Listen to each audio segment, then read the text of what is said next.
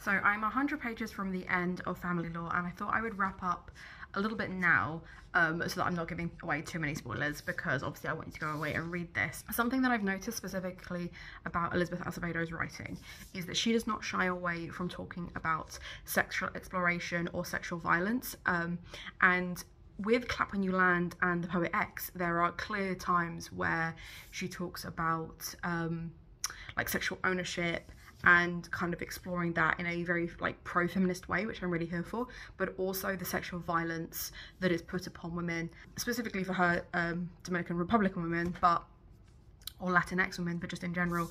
And I think it's really interesting just how many variations of sexual exploration these characters have.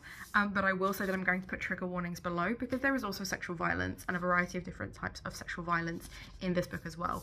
And it's really interesting going from those YA interpretations of Acevedo's thoughts to an adult exploration of those thoughts. Now, that's not to say that just because she wrote those things that she condones those things. I just think it's very telling when those themes come up again and again and again in an author's work, and to see it go from like a very gentle YA look at it to a far more mature look at it. Because obviously in the YA one, it's a teenage girl talking about a teenage body, whereas in an adult one, they could be talking about their sexual exploration at any age with the maturity of being an adult and the kind of additional context that comes with that. So I find that really, really interesting. I love this family dynamic so much, and I love that they are not perfect people. They are not always good people. Pastora has done something that she thinks is awful at this point, and I feel so sorry for her. And even Una, who is my favourite, has done something where she has reacted poorly to some news that she's received. It does not affect her, but there is an implication that it'll affect her.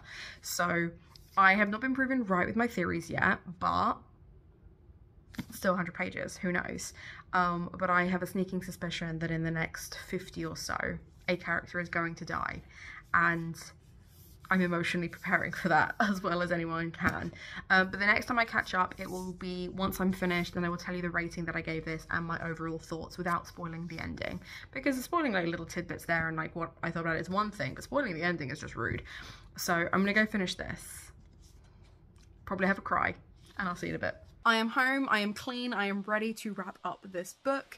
I'm not going to tell you how it ends, because I think even with contextual spoilers throughout the book, which I always talk about in vlogs, I'm not going to give away the ending because that feels cruel. But I will say that I was on the plane, surrounded by people, trying desperately not to cry in like the last 30 pages. Did fully manage it. My dad asked if I was okay. I was not okay. This is a beautiful book about feminism, about sisterhood, about how there are so many different types of feminist and how we all do these different things to survive as women, and the magical element of it adds to that, but it feels so real, and it isn't that kind of Western white kind of magic where everything is whimsical and needs structure or anything like that. It is a very wholesome, grounded, earthy kind of magic that all of these women have, and I think it is fascinating and beautiful. And I have just finished editing a vlog where I talk about Elizabeth Acevedo as one of my favourite authors, and I am happy to say that because I don't think I've given a single book of hers less than 5 stars. I don't think it's ever happened. This is another 5-star book, and considering the challenges that YA authors have when writing adult, you don't see it. It's not there. This is a magical, beautiful book. It's very gentle. It has some really poignant and triggering subjects in it, which I've obviously spoken about prior, but there is stuff in this that you should definitely like be wary of. But it handles it with such delicacy and care, and it is very clear to me that Elizabeth Acevedo cares about her characters and cares about this story. It is not a fast-paced, plot-heavy narrative. It is very much a caption of a couple of weeks and a moment in time for these people. So if you like a more gentle / literary contemporary, this is it. Traumatizing, but like in the best possible way, not in a everyone's sad all the time kind of way. More that this really beautiful moment happens and it just got me, and I'm gonna start crying just thinking about it, which is a really good sign. But if I cry, a book gets 5 stars immediately. I don't think it was ever going to be in question that this was going to be a 5 stars for me. I am so grateful to 𝓛𝓸𝓻𝓮 for sending me a finished copy in advance of their release of Family Law. You are able to get a copy of this via Waypoint Books, so the link will be down below, and I beg you to pick this book up and pre-order it because it is just stunning. Yeah, that's it. That's all I've got to say on that. I hope you've enjoyed this vlog. If you want to let me know you were here, feel free to leave a little flower emoji down below. I don't have a question because I'm just all in my feelings right now, but treat yourself to something from Waypoint because it supports me and my content, and most importantly, have a nice day.